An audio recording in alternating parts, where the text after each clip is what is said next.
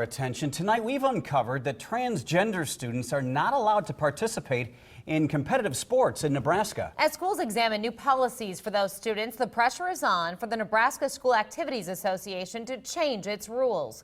Reporter Nick Starling has the story new at 10. Nick? Craig and Jennifer, this has been an issue coming up more and more for the NSAA. The director tells me it is time for some action.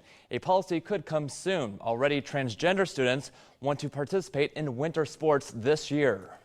It's a controversial question. Should transgender students participate in competitive sports? It's an issue the NSAA has been dealing with a lot recently. We're trying to structure our organization so that when the participation decisions are made for kids, we've got some basis to do that without the courts telling us each time how that's going to be handled. Jim Tenneper is the executive director of the NSAA. He wants a transgender policy in place. We're not trying to drive an agenda, regardless what theological, ideological, moral, ethical opinions are.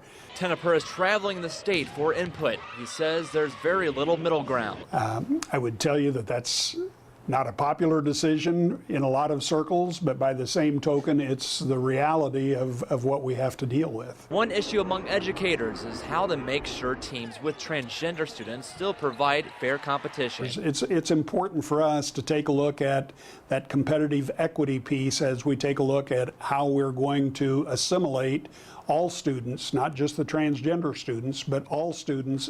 Another concern is which facilities transgender students would use. Where do the transgender students dress? Where do the transgender students use restrooms? While Tenneper says there isn't a strict timeline moving forward, he would like to create a policy soon, possibly by the end of this school year. I'm not doing my job as the executive director of the NSAA if I'm saying, yes, we're going to discriminate against a certain faction of our students across this state.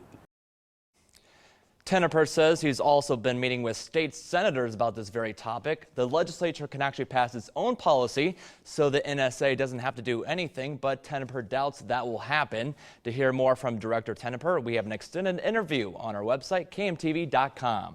Reporting live in a news center, Nick Starling, KMTV Action 3 News. Earlier